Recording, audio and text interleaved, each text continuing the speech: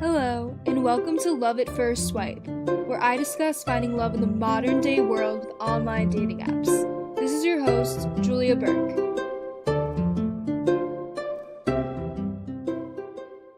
Just let me love you. Today is the first episode of Love at First Swipe.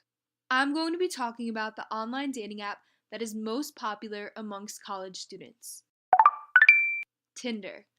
About 84% of college kids in the US have had a Tinder at some point. The free, GPS-based app was launched in 2012. With Tinder, you can find people in the area to match with, which works by swiping right to indicate that you are interested or left to indicate that you are disinterested. I will discuss how millennials portray themselves on Tinder and what exactly they use the app for. Would you swipe right? One of the most important aspects of Tinder is how you display yourself on the site.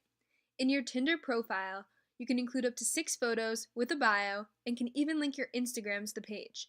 The pictures are the most prominent part of the profile. The real question is, what is the ideal individual to group pic ratio? You don't want to lead with a group picture because then the potential match may not know which one you are.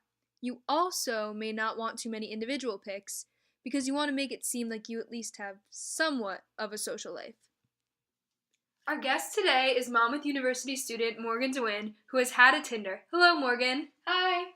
On Tinder, how do you go about choosing which pictures to display, and how do you arrange them? Okay, so your first picture has to be a really good picture of yourself. Like, we're talking full body, everything. Because there's a bunch of people that don't go through all of your pictures when they're swiping, if they're just in a quick swipe mode. So they'll only look at your first picture. So that's got to be a good first impression.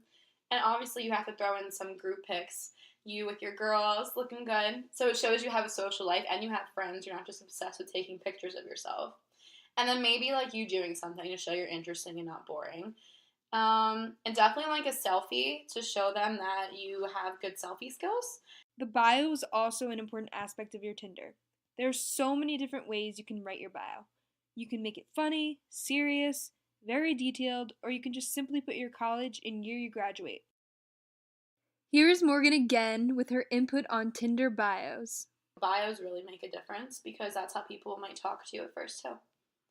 Thank you so much. Yeah, of course. There is a stereotype that millennials are the hookup culture. Tinder has been the platform especially associated with this stigma. However, a study done in 2017 surveyed about 4,000 college students around the country and discovered that they most often use the app for entertainment and as an ego boost. The next most popular use for Tinder amongst this group was found to be casual dating, then love, and then hookups. This research challenges the stereotype of Tinder being primarily a hookup app. We're back with Monmouth student and Tinder enthusiast Morgan DeWinne. So what is your primary use for Tinder, and have you ever met someone from Tinder in real life? Okay. My primary use for Tinder, I actually never really used Tinder for hookups. I've never really been that kind of girl. I don't know. I just thought I would meet someone and get to know someone, and then maybe if something became of it, that'd be cool.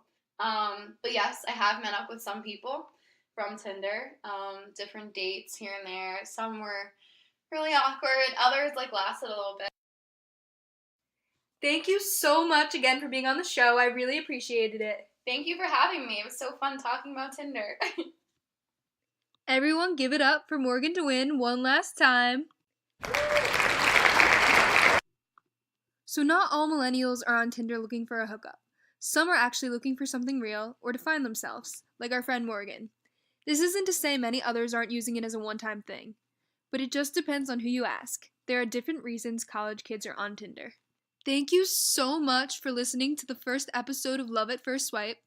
I hope this podcast inspired you to update your Tinder profile and think about whether or not Tinder really is a hookup app. Tune into the next episode of Love at First Swipe, where I will talk about another popular dating app for young people, Bumble. Information in this episode was brought to you by Time Magazine and Abodo.com.